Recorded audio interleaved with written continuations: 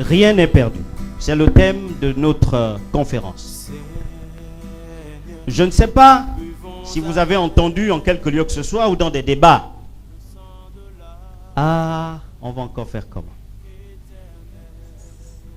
Dieu, qu'est-ce que je t'ai fait? Qu'est-ce que j'ai fait à Dieu pour vivre? Qu'est-ce que j'ai fait à Dieu pour mériter ça? Pourquoi ça n'arrive qu'à moi? Pourquoi c'est toujours moi? C'est jamais les autres. Autant de questions qui reviennent, n'est-ce pas, dans le quotidien de chacun de nous. Pire, il y a des gens pour qui on ne peut plus porter conseil. Parce que pour eux, comme on dit ailleurs, les carottes sont cuites. Il n'y a plus rien à faire. Il n'y a plus d'issue, il n'y a plus de solution. Alors la conclusion, c'est tout est perdu. En fait, le quotidien, ils se maintiennent. Ils n'attendent plus grand-chose de la vie. Et nous sommes nombreux comme ça. Si nous ne faisons pas partie du lot, nous connaissons des gens pour qui il n'y a plus d'avenir, selon eux. Alors ils disent, tout est perdu. Mais est-ce qu'en réalité, tout est perdu? Dieu a mis dans notre cœur une parole prophétique, une parole empreinte d'encouragement, une parole qui nous donne de voir l'avenir comme Dieu voit cet avenir. C'est donc une parole d'espérance, de foi, une parole qui nous révèle l'amour de Dieu. Cette parole est pour toi, cette parole est pour ta famille, cette parole est pour la nation. J'irai même plus loin, cette parole est pour le continent. Rien n'est perdu. Faites une projection de l'avenir avec le Seigneur. Et c'est ce que nous sommes venus partager avec vous. Cette réalité prophétique que rien n'est perdu. Qu'avec Dieu, on peut faire autrement. Ou alors, Dieu a prévu pour nous que les choses se passent autrement. Alors que nous disons que tout est fini, Dieu a prévu pour nous que les choses continuent. Alors que les gens pensent que c'est la conclusion de notre existence. Non, il y a une suite à notre vie. Oui, frères et sœurs, dans quelques domaines de votre vie, rien n'est perdu. Et ce baume que vous pouvez appliquer. Nous voulons juste partager avec vous l'introduction, la base, la fondation biblique. Est-ce que rien n'est perdu n'est pas une invention? Est-ce que rien n'est perdu n'est pas une théorie théologique? Est-ce que rien n'est perdu n'est pas un ensemble, n'est-ce pas, de réflexions suite au constat du quotidien des uns des autres? Non, rien n'est perdu à une fondation, pour ne pas m'abuser, divine, à une fondation biblique. Et c'est essentiellement sur cette fondation biblique que nous allons nous concentrer ce matin. Le dimanche prochain, nous identifierons les catégories de personnes pour qui rien n'est perdu. Le dimanche après, nous poursuivrons toujours avec cette catégorie de personnes, ou ces catégories de personnes pour qui rien n'est perdu, et nous conclurons en voyant, en examinant 2, 3, 4 clés, des clés pour expérimenter rien n'est perdu. Si vous voulez un plan simple, aujourd'hui c'est pourquoi rien n'est perdu. La semaine suivante, ça va être pour qui rien n'est perdu. Et enfin, comment on peut vivre rien n'est perdu. Voilà un plan. Pour ceux qui prennent note, la base biblique de rien n'est perdu. Cette base sera focalisée sur 4 paroles prophétiques, sur 4 décrets divins, sur 4 promesses du Seigneur pour nos vies. Et la première, nous la trouverons donc dans le livre de la Genèse, le tout premier livre. Nous la trouverons dans l'histoire du salut de l'homme. Je suis allé trop vite en besogne dans l'histoire de la perdition, ou si vous voulez, de la chute de l'homme. Nous voulons lire donc dans Genèse le chapitre 2, le verset 17. Qu'est-ce que Genèse dit au verset 17? Le verset 17 nous dit ce qui suit, je suis dans le français courant. Nous remonterons un peu au verset 15. Le Seigneur Dieu prit l'homme et l'établit dans le jardin d'Éden pour le cultiver, le garder. Il lui fit cette recommandation: Tu peux manger les fruits de n'importe quel arbre du jardin, sauf de l'arbre qui donne la connaissance de ce qui est bien ou mal. Le jour où tu en mangeras, tu mourras. Le jour où tu en mangeras, tu mourras. Vous connaissez cette histoire mieux que moi certainement, mais ensemble, essayons de nous la remémorer. Moi, je suis un créationniste. Je crois que le monde a été créé. Je ne suis pas un évolutionniste qui pense que le monde a évolué. Rien n'a existé, puis il y a eu le bing, boom, boom, le bang, et vous connaissez les expressions. Je crois qu'il y a un créateur. Vous avez des montres, n'est-ce pas? Vous pensez que la montre, c'est le produit de l'évolution? Du bing bang? La montre, il y a eu un horloger, n'est-ce pas? Qui a réfléchi pour mettre l'aiguille des secondes, pour mettre l'aiguille des minutes, pour mettre l'aiguille des heures, n'est-ce pas? Si vous me dites que la montre a évolué, je dis il y a quelque chose qui ne va pas dans nos vies. Mon Dieu, vous avez 2 yeux, vous avez 2 pieds, vous avez un cœur, et vous voulez dire que vous avez évolué? Non, je suis un créationniste. Je crois qu'il y a eu un créateur. S'il y a créature, c'est qu'il y a eu un créateur. Il n'y a pas 1000 créateurs. Il n'y a qu'un seul. C'est le Dieu d'Israël. C'est le roi des rois, le Seigneur des seigneurs. C'est lui qui habite l'éternité. On l'appelle l'alpha, l'oméga. Notre existence se situe au milieu. Lui, il est au départ, il est à la fin. Et nous, nous sommes là au milieu. Même si nous vivons 1000 ans, nous sommes toujours au milieu. Alors, le Créateur, il demande donc à ces 2 premières créatures, il les met là dans le jardin et il leur donne des consignes. Des consignes claires, empreintes d'amour. Frères et sœurs, quand il y a une loi, quand il y a une interdiction, ce n'est pas nécessairement parce que derrière, on cache quelque chose. Mais c'est généralement parce qu'il y a du bien à obéir à cette loi. C'est une preuve d'amour que de dire à quelqu'un, il ne faut pas faire ça. Si tu fais ça, voilà ce qui risque de t'arriver. Et Dieu n'a pas simplement donné l'interdit, il a donné la raison pour laquelle il ne fallait pas franchir la frontière. Il y a des tribunaux qui se dressent à gauche, à droite pour juger Dieu. Ouais, mais Dieu savait pourquoi il a fait ça. Mais Dieu savait pourquoi il a fait ça. J'aimerais les voir dans l'éternité en train d'appeler Dieu à la barre. Parce que qui était le conseiller de Dieu pour que Dieu crée le monde? Qui a dit à Dieu, je veux exister? Dieu fait que j'existe. Dieu de façon souveraine dans son amour a tout créé. Et il a un plan.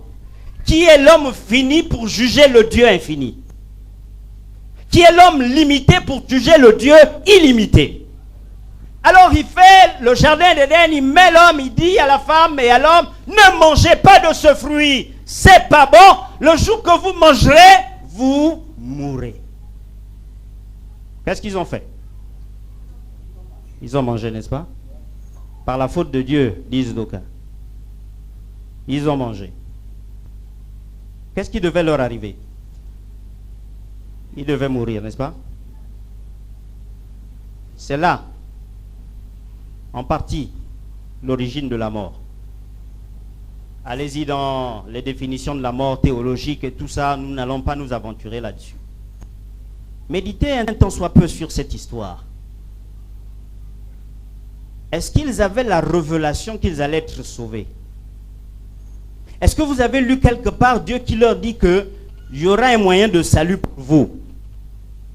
Dieu leur dit ce qui va arriver en termes de conséquences. Mais Dieu ne leur dit pas qu'il y aura un moyen de salut. Sauf si je n'ai pas lu bien ma Bible, vous dites, pasteur, allez chercher. Revenez dans le livre de la Genèse, ce 3e ou 2e chapitre, vous dites, pasteur, voilà un verset qui t'a échappé. En d'autres termes, dans l'histoire de la chute de l'homme, nous avons là la traduction que tout était perdu pour l'homme. Tout, absolument tout. Tout était perdu. On te dit simplement ce qui va t'arriver. On ne te donne pas le remède. C'est un peu comme le VIH aujourd'hui. Encore qu'il y a les autres comprimés qu'on peut prendre. Ou alors c'est comme quelques autres maladies qui existent, dites entre guillemets incurables. Si tu attrapes ça, il n'y a pas de voie de salut pour toi. C'était un peu la même chose. Le jour que vous mangerez, vous mourrez. Point barre. Allons-y dans la suite de cette histoire. Lisons le chapitre 3. Lisons à partir donc du verset 15. Que nous dit le verset 15? Le verset 15 nous dit: je mettrai l'hostilité entre la femme et toi, entre sa descendance et la tienne. La sienne t'écrasera la tête, tandis que tu la mordras au talon. Le Seigneur dit ensuite à la femme: je rendrai tes grossesses pénibles. Mais le verset 15, la deuxième partie nous dit que Dieu prophétise. Dieu libère ce qui va arriver dans l'avenir. Il dit la descendance, il s'adresse au serpent, il s'adresse au diable. Il dit la descendance de celle que tu as entraînée dans la perdition, dans la chute. Sa descendance va marcher sur ta tête. Elle va t'écraser la tête. Quoique tu vas la mordre au talon, mais elle va t'écraser la tête. Elle va te tuer. Elle va t'anéantir. Ça, c'est la première parole. La première parole prophétique. Ça, c'est le premier décret divin. C'est la première promesse qui soutient que rien n'est perdu. Pourquoi? Parce que cette parole était, n'est-ce pas, la prophétie sur l'arrivée du Messie 2000 ans après. Ou j'allais dire 4000 ans, parce que les théologiens disent que entre l'Ancien Testament et le Nouveau, il y a eu 6000 ans d'existence. Les autres parlent de milliards d'années. Mais nous restons dans ce qui se rapproche de la Bible. Vous vous souviendrez de cette jeune fiancée appelée Marie, qui dans son engagement avec son fiancé reçoit la visite des anges qui lui disent: Marie, tu seras enceinte. Elle dit quoi? C'est quoi cette histoire? Tu seras enceinte, Marie. Tu vas concevoir un enfant. Ici est son nom. Tu l'appelleras comment? Jésus. C'est lui qui délivrera son peuple de ses péchés. La descendance de la femme écrasera la tête du serpent. Ici, nous avons la révélation de la nature de Dieu. Et comme j'aime à le dire, non, ne croyez pas que le diable sait tout. Le diable ne sait pas tout. Il sait ce qui lui est donné de connaître. Il n'y a qu'un seul, un seul qui sait tout, c'est Dieu. Le diable ne savait pas que Dieu lui avait prévu un plan de salut pour l'homme. Quand il voyait Adam et Ève manger le fruit, il s'en réjouissait. Enfin, une fois de plus, Dieu va vivre et essuyer la défaite. Le diable ne savait pas ce que Dieu prévoyait, mais Dieu savait les manèges du diable. Écoutez, frères et sœurs, pourquoi vous tremblez devant le diable? Pourquoi vous amenez le diable au niveau de Dieu? C'est une création, une créature, j'allais dire. Dieu seul maîtrise tout. Cette première base biblique repose sur la nature de Dieu. Cette nature insondable qui nous fait toujours des surprises agréables. Frères et sœurs, je ne sais pas si vous saisissez, Adam et Ève étaient perdus. Absolument perdus. Il n'y a que la nature de Dieu qui ici exprime qu'en fait rien n'était perdu pour Adam et Ève. Et alors, rien n'était perdu pour Adam et Ève, rien n'était perdu pour la descendance d'Adam et Ève. Nous sommes là à la création. Nous avons la révélation donc d'un Dieu qui aime l'homme. Nous avons la révélation d'un Dieu qui a toujours, j'ai envie de dire, un tour de passe-passe dans son sac pour l'homme. En quel Dieu nous croyons? Pourquoi nous limitons Dieu à nos difficultés? Dieu a toujours un plan de salut pour nous. Parce que dans sa nature, l'un des noms de Dieu, c'est l'Éternel sauve. L'Éternel secourt. Frères et sœurs, 1. La descendance de la femme va écraser. Cette descendance reçoit l'héritage de la femme, de l'homme. Et c'est cette descendance qui bénéficie des grâces, de l'amour, des bienfaits du Seigneur. C'est toi et moi qui sommes dans la foi en Christ. Mais c'est quoi ce christianisme nonchalant? ce christianisme défaitiste, ce christianisme malheureux, ce christianisme où quand on regarde nos visages, tout est sombre. Alors que nous prononçons que nous sommes la lumière du monde, le sel de la terre. Oh, la sœur a dit, ma mère ici a dit que Dieu donne la vie avec abondance. Nous ne dégageons pas la vie avec abondance. Parce qu'on n'a pas réussi à un examen. Parce que l'homme nous a abandonnés. Parce que les enfants sont rebelles. Parce que Dieu sait, Dieu connaît toutes ces choses. Je peux vous assurer que dans sa nature, c'est le salut. Et il a un plan de salut pour vous. Ne croyez pas qu'à cause de toutes ces situations, tout est perdu. Recevez l'amour de Dieu. Recevez la nature de Dieu. Acceptez qu'il est bon et qu'il fera quelque chose pour que vous sortiez d'affaires, parce qu'avec Dieu, rien n'est perdu. Ça, c'est la première histoire. Retenez cette première prophétie. La descendance de la femme écrasera la tête du serpent. Allons-y à la deuxième prophétie. Celle-là, nous la trouverons, n'est-ce pas, dans le livre de la Genèse, toujours. Et nous lirons le chapitre 50. Nous lirons le verset 20, le verset 24. Genèse 50, 20, verset 24. Est-ce que nous sommes encore là? Alléluia. Amen. Genèse 50, verset 20. Voici ce qui est écrit. Je suis dans le français courant toujours. Vous aviez voulu me faire du mal, mais Dieu a voulu changer ce mal en bien. Il a voulu sauver la vie d'un grand nombre de gens, comme vous le voyez aujourd'hui. Nous continuons la lecture. N'ayez donc aucune crainte. Je prendrai soin de vous et de vos familles. Par ces paroles affectueuses, il les reconforta. Verset 24. Un jour, Joseph dit à ses frères, « Je vais bientôt mourir, mais Dieu vous visitera certainement. Dieu vous viendra en aide. Il vous fera quitter l'Égypte pour vous conduire dans le pays qu'il a promis à Abraham, Isaac et Jacob. Jurez-moi donc d'emporter mon corps avec vous, lorsque Dieu interviendra ainsi pour vous. » C'est l'histoire donc de Joseph, que nous connaissons très bien. Joseph, en son temps, était le Benjamin d'une famille de 7, 6, sinon 8, avant que ne naisse le vrai Benjamin, c'est-à-dire le dernier de la famille. Malheureusement pour Joseph, il recevait des rêves. Ses grands frères ne recevaient pas les mêmes rêves. Mais en tant qu'aîné, ils avaient la capacité apparemment de traduire, d'interpréter ces rêves. Alors il fait un premier rêve, il se rapproche de ses aînés, il dit, voilà ce que j'ai rêvé. Les aînés lui disent, quoi? C'est quoi ton histoire que tu vas régner sur nous? Est-ce que c'est ce que Joseph leur avait dit? Joseph ne leur avait pas dit qu'il allait régner. Il dit, j'ai fait un rêve. Écoutez, c'est naturel. Si on a des aînés, on a une situation, on va aller. On dit, mais voilà ce que j'ai rêvé.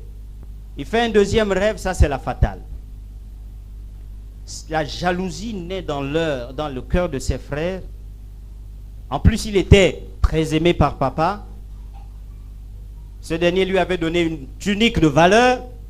Toutes ces choses ont concouru à ce que ses frères le haïssent. L'Ecclésiaste dit quoi? Qu'il n'y a rien de nouveau sous le soleil. Qui vous a dit que c'est seulement maintenant là que les frères doivent se tuer? Qui vous a dit que ça a commencé seulement maintenant? Ça remonte à Kalakala. La Bible dit quoi? Que c'est pas ce qui rentre en l'homme qui le souille, c'est ce qui sort. Jésus dit donc aux pharisiens, aux scribes, c'est dans nos cœurs là qu'il y a le meurtre, qu'il y a la jalousie, qu'il y a l'adultère. C'est là dans le cœur. Et à Dieu de dire, mon fils, donne-moi ton cœur, je veux changer ton cœur. Et donc en ce temps, ils vont méditer de tuer leurs propres petits frères. Quel cœur méchant! Frères et sœurs, quand Dieu a mis son cachet sur toi pour accomplir un dessein, frères et sœurs, s'il vous plaît, ce que je dis est important. J'ai envie de dire, ce que Dieu vous dit est important. La vie ne se résume pas à vos échecs. La vie ne se résume pas à vos difficultés. il y a quelqu'un qui a voulu que vous existiez. Et généralement, il a un plan pour votre vie. Et sa volonté, c'est que ce plan soit une bénédiction pour les autres. Et quand Dieu a son cachet sur vous, il vous a donné une certaine vocation. Jusqu'à ce qu'il ne le décide, vous serez momentanément immortel. Les complots, les plans, tout ce qui va arriver, Dieu va veiller à déjouer tout cela. C'est la vérité. Alors ses frères veulent le tuer. Et dans l'ensemble, il y a l'aîné qui quand même a un cœur. Non, on ne va pas tuer Joseph. On ne le tue pas. Concours de circonstances, il se déplace derrière, les frères décident de vendre Joseph. Potiphar passait par là, ou du moins un marchand d'esclaves, j'allais dire passer par là, il va acheter Joseph et il va l'emmener. Vous connaissez l'histoire. Il va aller d'épreuve en épreuve, de difficulté en difficulté. Quand il part, n'est-ce pas, d'un certain lieu pour la vice-présidence, pour devenir le vice-pharaon, la Bible dit qu'il était où? Il était en prison. La prison, c'est le résumé des difficultés. En prison, c'est la catastrophe. C'est la symbolique, je ne sais pas moi, de toutes les difficultés. Mais la Bible dit, il y a des signes qui ne trompent pas. Tout au long du périple de Joseph, dans ses galères, dans ses difficultés, la main de Dieu était sur Joseph. La Bible dit, tout ce qu'il faisait prospérait. Oh, vous savez, Dieu me dépasse, frères et sœurs. Quand vous lisez dans le chapitre 8 d'Ecclésiaste, la Bible dit on peut veiller toute une nuit. On ne comprendra jamais comment Dieu agit. Dieu est formidable. Tu galères, mais en même temps, il dépose les bénédictions. D'où la nécessité d'avoir le don du discernement. Il faut mettre difficulté et bénédiction sur la balance. Et si Dieu agissait malgré le fait qu'il y a eu ça? Et si Dieu voulait faire ci malgré le fait qu'il y a eu ça? Et si Dieu, où est-ce que Dieu veut conduire les choses? Oh, Marie a dit, quand on lui dit, tu vas mettre au monde. Elle dit, mais comment ça va se passer? L'ange lui dit, qui t'a dit que quoi que ce soit est impossible à Dieu? Tout est possible à Dieu. Joseph est devenu vice-pharaon. Il fait venir il fait venir toute sa famille après toute l'histoire que vous connaissez. Là, ses frères, toute sa famille, les Juifs, les Israélites sont arrivés et ils siègent dans une zone appelée Goshem, une zone prospère pour faire l'élevage. En fait, c'est qui sied, n'est-ce pas, à l'activité même de l'homme israélite. Ils étaient prospères, respectés. C'est ce que les chrétiens veulent. Prospère, prospérité, respect, vous savez.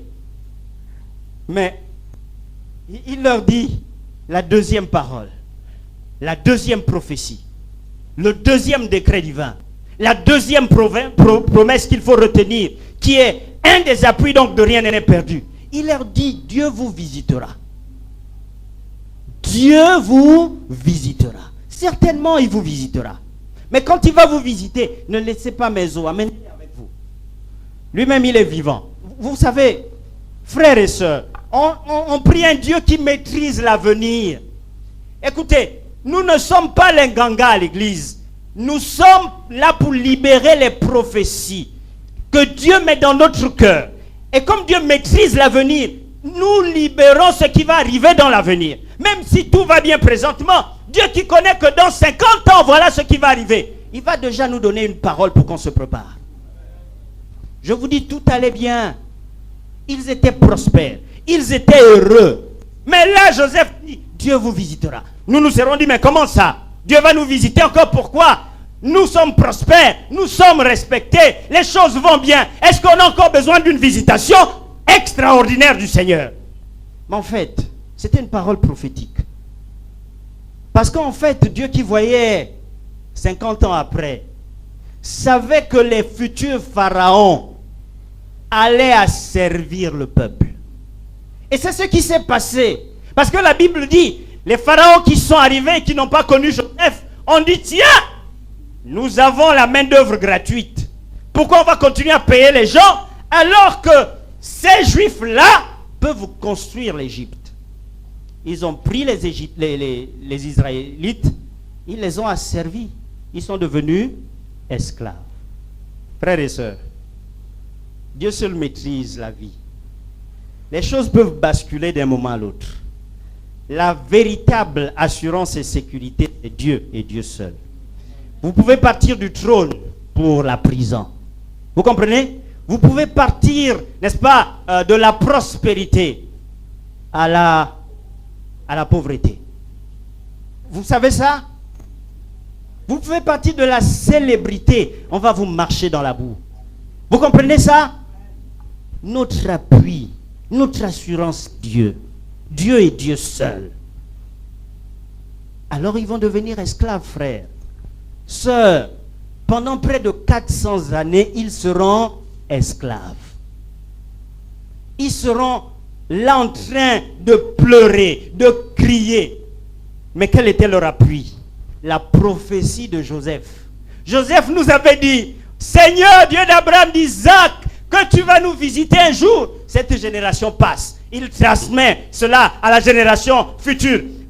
Dieu, Joseph nous avait promis, nous avait prophétisé que Dieu allait nous visiter. Et dans leur prière, ils rappelaient la promesse du Seigneur. Tu as dit que tu devais nous visiter. Tu as dit que tu devais nous visiter. Et Moïse est né, frères et sœurs. Moïse est né, il a visité le peuple de Dieu. Moïse est né, la mer rouge a été fendue. Moïse est né et Pharaon a fléchi pour libérer le peuple de Dieu. Moïse est né et rien n'est perdu, c'est accompli. Dieu a visité son peuple comme il avait promis.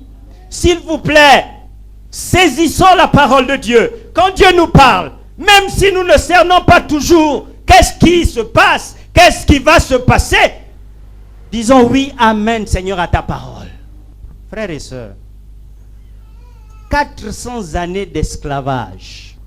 Dites-moi, est-ce que vous pouvez nourrir un quelconque espoir? C'est compliqué, hein? Vous dites que tout est fini. Il n'y a plus rien à faire. C'est des générations après des générations. Enfin, je ne dis pas que c'est notre cas au Gabon. Mais quoi qu'il en soit, pendant 50 ans, il y a un système qui est en train toujours de régner, n'est-ce pas? Qui devient insupportable. Enfin, qui est insupportable depuis Kalakala quand même. Hein? Écoutez, les Libyens, ils vivent bien, n'est-ce pas? Mais vous savez ce qui se passe là-bas, non? Et les Tunisiens, et les Algériens, et les Égyptiens. Vous comprenez? Frères et sœurs dans la foi, écoutez, ne pensez pas que le trône est une assurance. Il n'y a qu'un seul trône qui existe d'éternité en éternité. C'est celui de Dieu. Non, non, non, non, non, non, non. C'est pas parce que depuis ta grand-mère, il y a toujours l'échec que tu crois qu'il y aura toujours l'échec. C'est pas parce que depuis que tu es, il y a toujours l'échec qu'il y aura toujours l'échec. 400 années d'esclavage. Mais la parole de Dieu s'est accomplie. Dieu vous visitera. Quel que soit le temps que prendra l'esclavage, les difficultés, les épreuves, Dieu a son cachet sur toi. Ta parole, sa parole va s'accomplir. Dieu te visitera. Je vous dis ce que je vis. On en viendra au témoignage. Où les gens, à un moment, ont cru que lui-là, il n'y a plus rien à faire. Il faut mettre la croix dessus sans s'interdire. Dieu te visitera. Je ne sais pas, tu as des parents, tu as des amis qui sont dans des épreuves sans pareil. Ils sont arrivés à la conclusion que tout est perdu. J'ai une bonne nouvelle pour toi. Dieu a une bonne nouvelle pour toi et pour lui, pour elle. Dieu nous visitera. Troisième parole. Troisième décret. Allons-y dans Esther. Esther, nous lirons le chapitre 4. Nous lisons le verset 14. Si quelqu'un a la page, il peut lire pour nous tous. Esther 4, à partir donc du verset 14, sinon remontez un peu au verset 13. Mardochée fit répondre à Esther, « Ne t'imagine pas que tu échapperas seul d'entre tous les Juifs, parce que tu es dans la maison du roi. Car si tu te tais maintenant, le secours et la délivrance surgiront d'autre part pour les Juifs. Et toi et la maison de ton père, vous périrez. Et qui sait si ce n'est pas pour un temps comme celui-ci que tu es parvenu à la royauté. » L'histoire de Mardochée et d'Esther, là encore nous la connaissons. Si nous n'avons pas lu ça dans la Bible, nous avons vu ça à la télé, n'est-ce pas? Ou alors quelqu'un nous l'a raconté, ou alors un pasteur a déjà prêché dessus. Dieu, frères et sœurs, Dieu est au contrôle des rois. Dieu est au contrôle des nations. Frères et sœurs, Comme disent les Nzébi, Dieu n'est pas un Iveba. Vous comprenez ça? Dieu, c'est pas un gris-gris. Dieu, c'est celui qui maîtrise tout. C'est celui qui contrôle tout. C'est celui qui agit là où nous pensons qu'il ne va pas agir. C'est celui, en fait, qui est au-delà de ce que nous croyons. Ah, Dieu me dépasse. Le roi païen des Mèdes et des Perses est en train de faire sa fête. Est-ce que vous suivez là? Il fait sa fête pour démontrer combien il est puissant. Cette fête devait durer au moins 1 mois. Il invitait les rois, le pharaon d'Égypte, le roi d'Assyrie, et il démontrait combien c'est pas n'importe qui.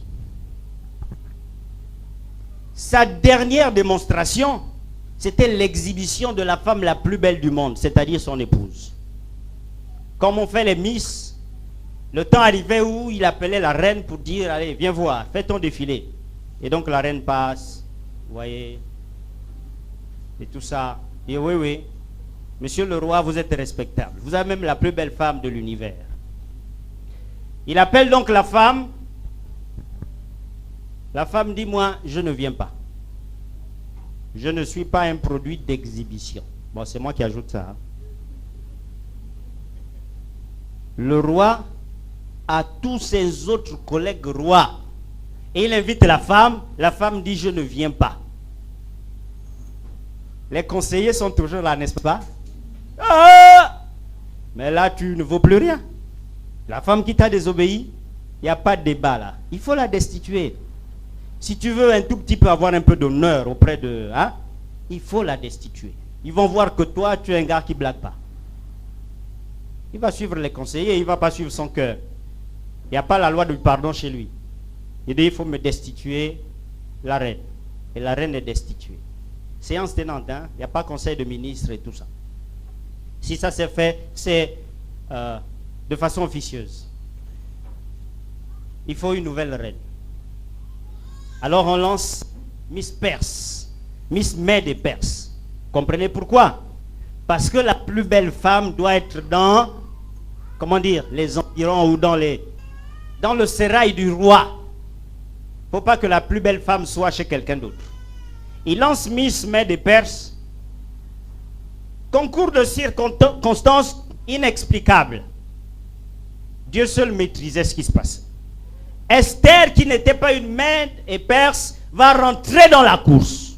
Elle était juive. Quand elle rentre dans la course, c'est elle qui va gagner et qui va finalement devenir la reine. Le texte que nous avons lu, c'est la rumeur qui circule qu'il y a un certain Aman, ennemi des Juifs, qui a réussi à faire imposer au roi son cachet sur un décret d'extermination de Juifs sans qu'ils ne se défendent. Mais vous savez, la rumeur, je ne dis pas que c'est la vérité, hein. Je ne dis pas que c'est la meilleure voie pour avoir des informations. Mais dans la rumeur, il y a au moins 5% de vérité.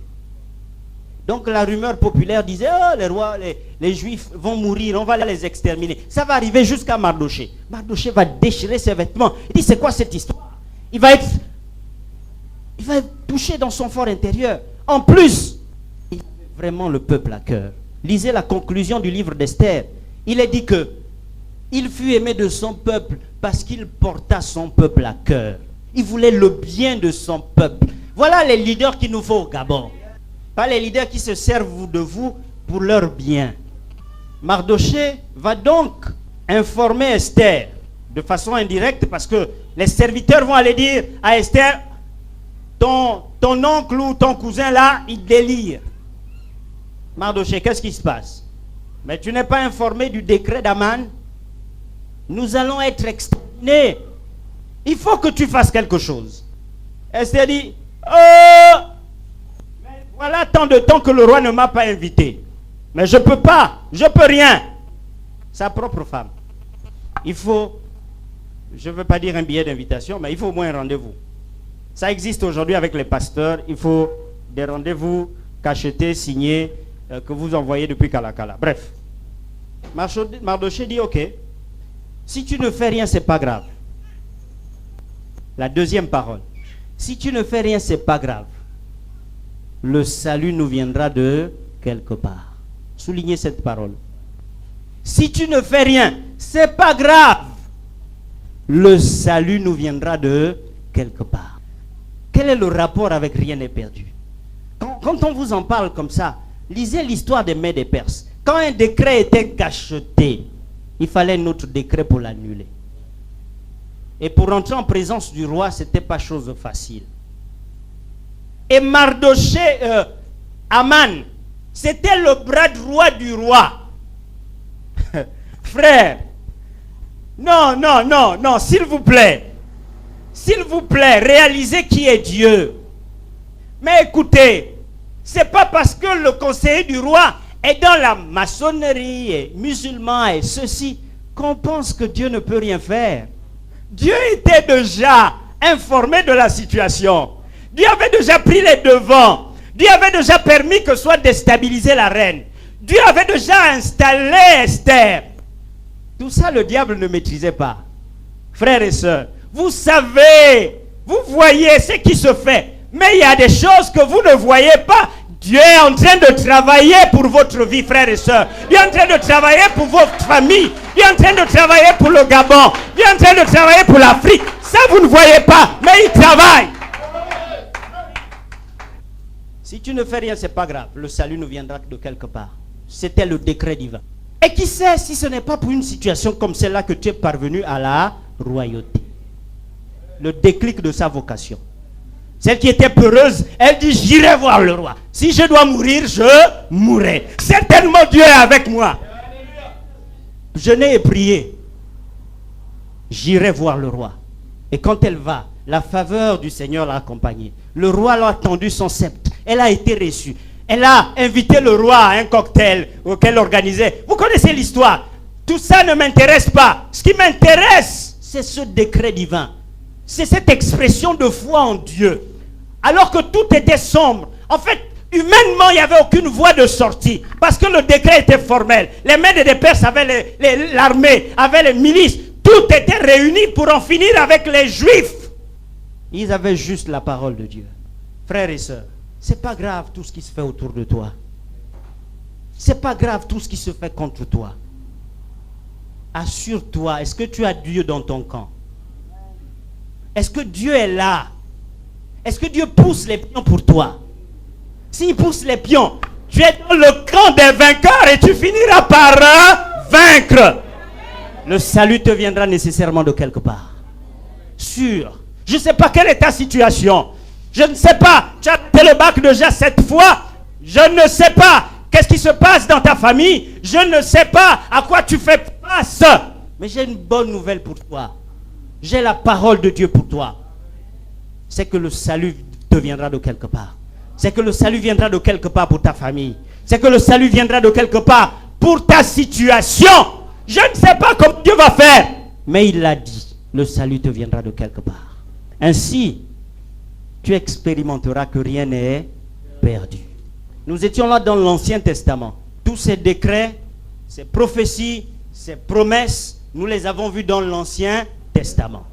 Disons que le nouveau, c'est l'accomplissement de l'ancien.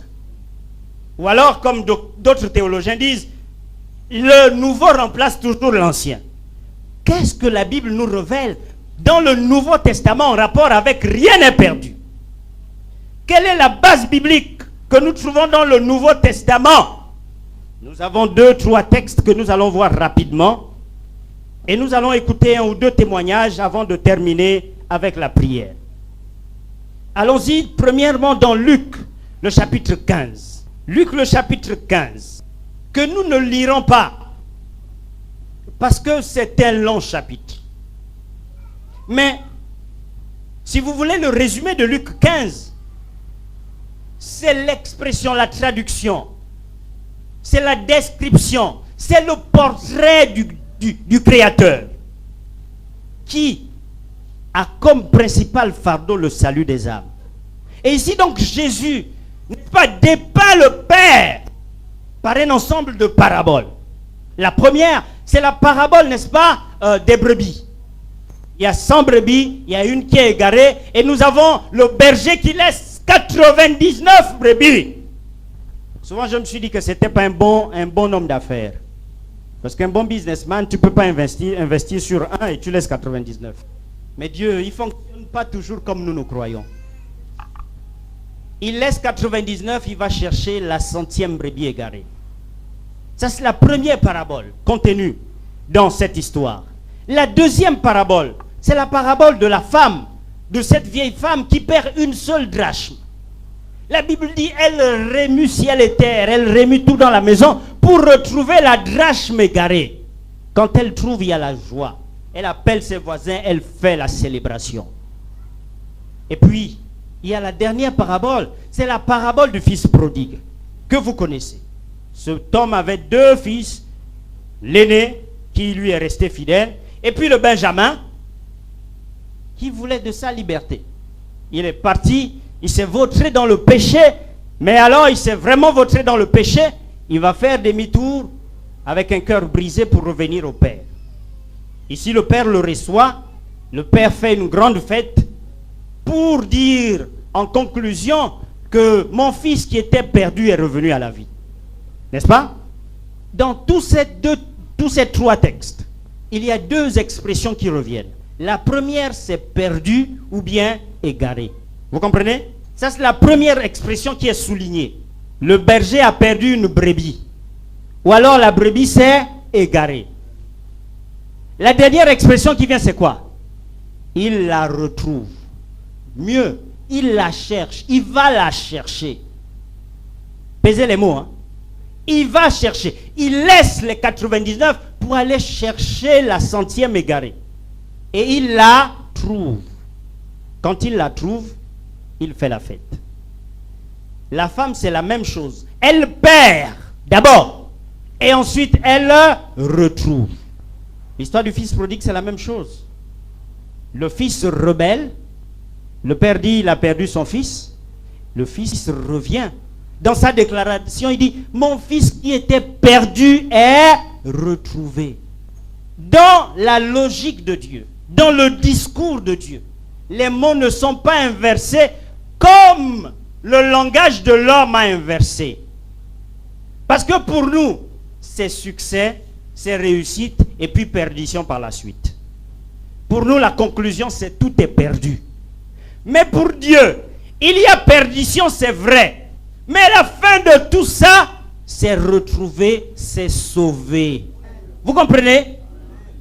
Ainsi, frères et sœurs, ça c'est le cachet de Dieu. Une fois de plus, la parabole parle de la nature de Dieu. Elle décrit comment est Dieu. Dieu est celui qui cachette tout ce qu'il fait comme discours, tout ce qu'il fait comme œuvre, avec sauver, sauver, retrouver, sauver, retrouver. Perdu, c'est vrai. Difficulté, c'est vrai. Mais il y a le cachet final, c'est sauver et retrouver. Non, vous n'avez pas dit amen. Frère, je ne sais pas si vous avez là une révélation. Quand j'ai compris ça, ça a révolutionné ma vie. La logique divine, les mots, comment ils sont placés. Ça présente l'action de Dieu. Perdition, c'est vrai. Difficulté, c'est vrai. Épreuve, c'est vrai.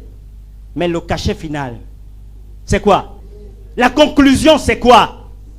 Au finish, c'est quoi? À la fin, c'est quoi? Retrouver. Vous n'êtes pas convaincu. Ajoutons Luc, le chapitre 19, le verset 10. Luc 19, verset 10. Luc 19, verset 10. Lisons pour nous tous. Le verset 10 dit, car le Fils de l'homme est venu chercher et sauver ce qui était. Car le Fils de l'homme est venu chercher et sauver ce qui était perdu. Frères et sœurs, c'est la vérité. La conclusion de votre vie, de ma vie, c'est pas perdu. C'est pas comme ça que Dieu voit la fin de notre vie. La fin de notre vie, selon Dieu, c'est sauver. C'est pourquoi même dans la logique évangélique, Jésus dit, l'évangile sera prêché de par le monde. Alors viendra la fin. La volonté de Dieu, c'est de chercher l'homme, faire tous les moyens pour amener l'homme au salut. Et ça se traduit même dans le quotidien. Frères et sœurs, il y a des réalités. Je vous assure, je ne doute aucun instant que vous vivez des situations difficiles. Parce que étant de la même nature que vous, je connais certainement, ou alors j'ai connu ces situations. Mais un jour, j'ai fait l'expérience du cachet de Dieu. Sauvé, retrouvé, réussite, victoire, succès. Ça va aller, rien n'est perdu. Le premier témoignage, c'est la confirmation que cette parole est de Dieu. La première édition de Rien n'est perdu, quelque chose va se passer dans ma vie. J'étais pasteur à VA2, pasteur adjoint. Dimanche, c'est moi qui devais prêcher. J'avais reçu de Dieu que je devais prêcher Rien n'est perdu. Vous comprenez ça? Je rentre de 1 ou 2 deuils parce qu'il fut un temps où à VA, c'était le boulot, hein, sincèrement. C'est-à-dire que si vous êtes pasteur à VA, c'est compliqué. Il faut que votre femme aussi soit appelée. Parce que quand vous rentrez tôt, c'est peut-être à 2 heures du matin. Si vous voulez vraiment être un bon berger, même si vous avez un conseil de 1000, de combien de 100 conseillers, c'est compliqué. Alors je rentre à 2 heures du matin. J'avais la Lancer, la limousine d'AVA2. C'est une Mitsubishi, super et tout ça. Je gare, et comme il n'y avait pas de barrière, j'ai dit, Seigneur, tu vas veiller sur la voiture. Et puis je monte, j'étais à l'étage. Seigneur, je te remercie. J'ai dormi, j'étais fatigué. Le lendemain matin, ce sont les enfants qui restaient chez moi, les neveux, les nièces, qui me réveillent. Parce qu'il y a des plénières. Ah, est-ce que tonton hier a amené la voiture? Non, il est venu en taxi. C'est un chrétien qui l'a déposé.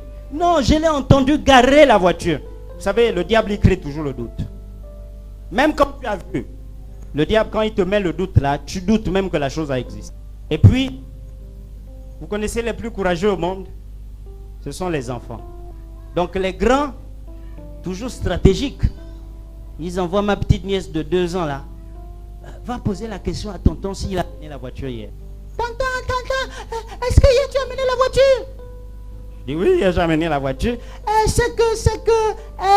Elle a même, elle aussi, la peur de dire que la voiture a été volée. On ne voit plus la voiture. Quoi? La voiture d'autrui? Je sors en catastrophe. Je vais regarder où j'avais garé la voiture. Comprenez que c'est vide. En fait, les faux propriétaires étaient passés récupérer la voiture. Ils l'avaient volée. Sur le champ, il faut changer de prédication. J'avais prévu prêcher, rien n'est perdu. Mais comme tu as perdu la voiture d'autrui, il faut trouver autre chose à dire. Tu ne peux pas aller prêcher, rien n'est perdu, alors que tu as prêché, tu as perdu la voiture d'autrui. Le conflit. J'ai dit, moi, j'ai prévu de prêcher, rien n'est perdu. Je me lave. À l'époque, je mettais les costumes parce que, voilà, je mets mon costume. Je prends le taxi, course. AVA, je descends. Il y a des chrétiens quand même qui sont regardants. Hein. Oh, le pasteur, il a pied aujourd'hui, c'est quoi l'histoire? Bon, il ne faut pas faire d'abord attention à ça. Alors, on arrive, le culte, louange, adoration. C'était un culte formidable. La phase décisive. Nous invitons donc le pasteur pour la parole du jour. Alléluia, amen. Nous avons été merveilleux. Ouais. Rien n'est perdu. Je lance, rien n'est perdu. Rien n'est perdu, rien n'est perdu, rien n'est perdu. Entre les deux cultes, j'appelle les anciens, les diacres. Je dis, ah, c'est vrai que j'ai prêché, rien n'est perdu. Mais j'ai quand même un petit souci. C'est que ce matin, je n'ai plus retrouvé la voiture d'AVA que je garde souvent quelque part. Ok, pasteur, c'était la bonne ambiance avec les membres du conseil. On fera les démarches après et tout ça. Terminons le culte. Nous terminons le culte. La semaine passe. Le dimanche suivant, c'était le pasteur Moussiali qui devait prêcher. Moi, je devais prêcher la suite de Rien n'est perdu. Donc, si vous voulez, 2 dimanches après. La voiture n'était toujours pas retrouvée. Ma foi est éprouvée. Je prêche quelque chose qu'en fait, je vis, entre griffes, l'opposé dans le sens de l'épreuve. Je garde mon programme comme prévu. Je dois prêcher, rien n'est perdu. Après la prédication donc, du pasteur Moussiali le dimanche, nous commençons le lundi. Donc la voiture a disparu là, ça fait 2 semaines. On m'appelle, pas on, le pasteur président et pasteur local d'AVA m'appelle pour dire, j'ai un officier de la police ici qui me dit que il y a une voiture quelque part dans les Diba avec la photocopie de ta carte, de ton permis de conduire. Et qui sait? Est-ce que ce ne serait pas notre voiture? Je prends la voiture des missionnaires, je vais chercher les clés à la maison. J'habitais à Nzengayong. Et je prends une corde pour remorquer la voiture, vous comprenez? Je me dis, si on va la retrouver, c'est sûr qu'ils l'ont dépiécée. S'ils n'ont pas pu la mener, c'est qu'ils l'ont dépiécée. Je prends la corde pour le remorquage, je pars, on arrive avec le pasteur président. La voiture était bien la voiture d'Avea. Mais il y avait un pneu crevé, il y avait une crevaison. On fait réparer le pneu, et puis on ouvre le capot avant quand même pour regarder. Mais nous étions des profanes. On ne savait pas ce qu'ils avaient pris ou pas. Bon, apparemment, à nos yeux, il n'y avait rien d'anormal. Nous fermons le capot. On a quand même vérifié l'huile. On démarre, ça démarre au quart de tour. On met la première, ça avance. On met la deuxième, c'est bon. Ah, mais la voiture est en bon état. Je conduis personnellement la voiture. Je vais la garer au parking d'Avea pour que toute l'église voit quand elle passe. Et puis, j'ai dit, je ne prends plus la voiture d'Avea jusqu'à ce que je prêche dimanche prochain, rien n'est perdu. Je commence donc avec le taxi. À l'époque, maman Suzette me prêtait sa voiture. Il y avait des bien-aimés qui me prêtaient. J'avais vraiment des voitures, si vous voulez. Dimanche, c'est moi qui me lève. C'est moi qui prêche, n'est-ce pas? Vous commencez, vous comprenez avec quoi je commence? Je lui ai dit, oui, je vous ai prêché, rien n'est perdu. Mais vous n'aviez aucune idée de l'épreuve qui était la mienne. Mais pour vous montrer que quand Dieu a dit quelque chose, il veille à l'accomplir. Lui-même a fait que la voiture soit retrouvée. Frères et sœurs, vous ne saisissez rien. Mais en fait, ce qui s'est passé, c'est que Dieu a éprouvé ce que je devais prêcher. Ou alors, le diable savait que cette parole allait avoir une portée de bénédiction. Parce que nous allons écouter d'autres témoignages, pas aujourd'hui, il y a beaucoup, frères et sœurs. Mais ce que j'ai appris dans cette histoire, c'est que quand Dieu vous dit de faire quelque chose, quand Dieu vous met un fardeau, ne vous souciez pas de comment, qui et si. Je vous dis, si c'est de Dieu, lui veillera à ne pas vous faire honte, à confirmer que c'est lui qui est à l'origine de ça. Et ce n'est pas moi qui ai retrouvé la voiture. Finalement, en fait, c'est la crevaison qui avait fait qu'il ne continue pas avec la voiture. Parce que la petite histoire, il n'y avait pas de roue de secours dans la voiture. Bref. La voiture était perdue. Elle était perdue avant que je ne prêche Rien n'est perdu. Après la prédication de Rien n'est perdu, on a retrouvé la voiture. Pour moi, c'est le cachet de Dieu. Je vais vous donner un deuxième témoignage. Il y a un frère merveilleux qui m'a raconté, pas toute son histoire. Son histoire est une histoire d'une famille qui a eu, il m'a dit 12 enfants. Et sur les 12, ils sont restés seulement 2. Donc il y a 10 qui sont partis. À cause de la situation des 10 qui sont partis, parce qu'il est le Benjamin, on lui a donné un nom. Qui veut dire quoi? Il n'y a pas d'espoir. On dira, tout est perdu. Lui là aussi, on ne va pas le garder. Vous comprenez ça? Donc son nom veut dire, vraiment, il n'y a pas d'espoir. Tout est perdu. Lui là aussi, on ne va pas le garder. Tenez-vous bien.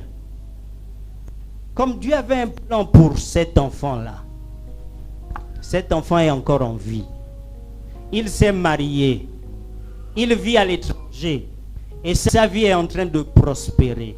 Malgré le fait qu'il porte le nom où c'est décrété qu'il n'y a plus de vie pour ce gars-là, Dieu dit qu'il y a encore de la vie et de l'espoir pour ce gars-là. Quels sont les décrets qui ont été pris à votre endroit? Quel est le nom que vous portez? Quelle est l'histoire de votre famille? N'acceptez pas que tout est perdu. Vous avez Jésus, le Seigneur des Seigneurs, qui transforme la malédiction en bénédiction, l'échec en succès, la vie brève en longue vie.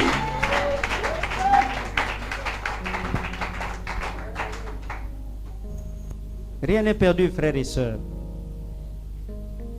Et nous terminons.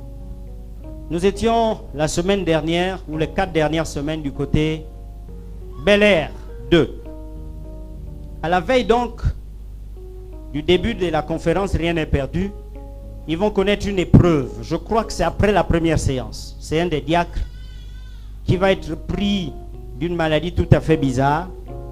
On va l'amener à l'hôpital et les médecins vont faire tous les examens, les appareils. Ils vont faire leur résumé là.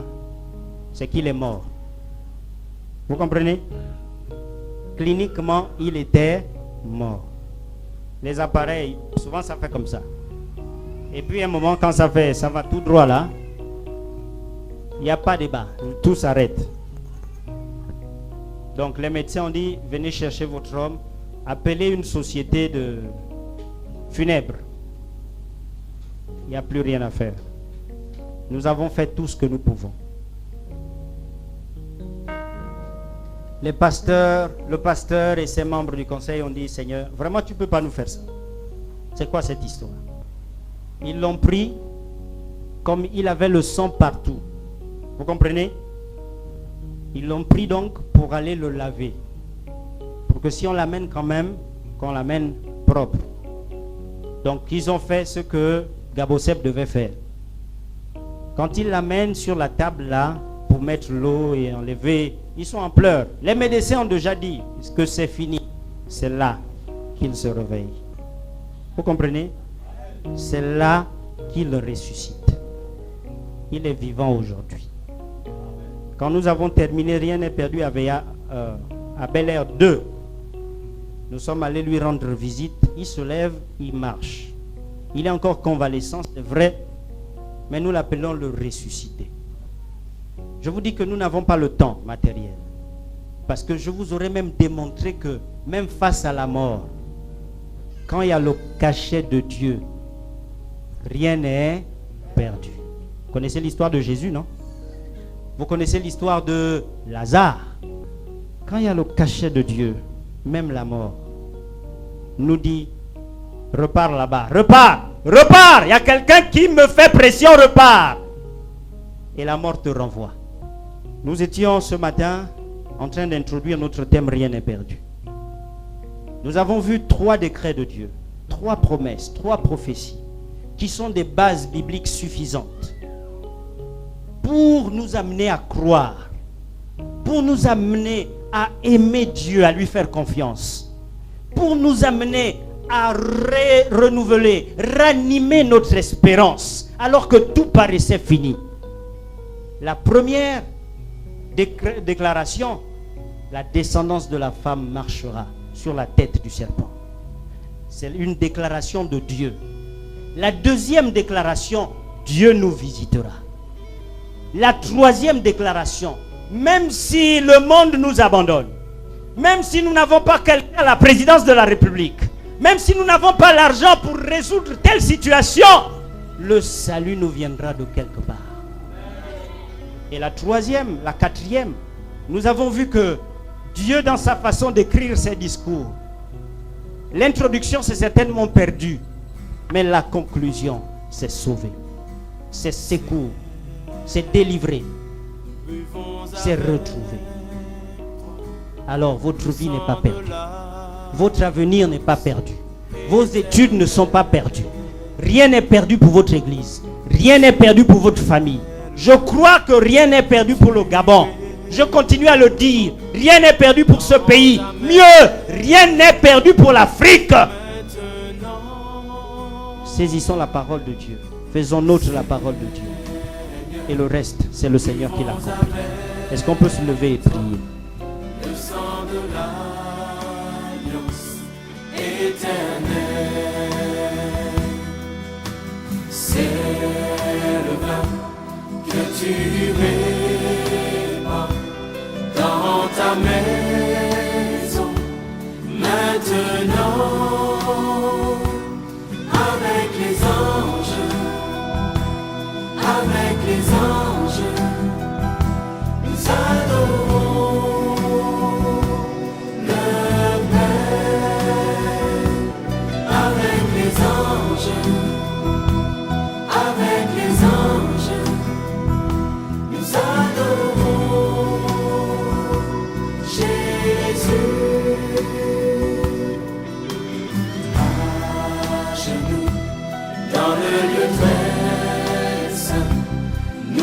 te voyons dans la gloire. Glorifions le Dieu de la joie, rendons-lui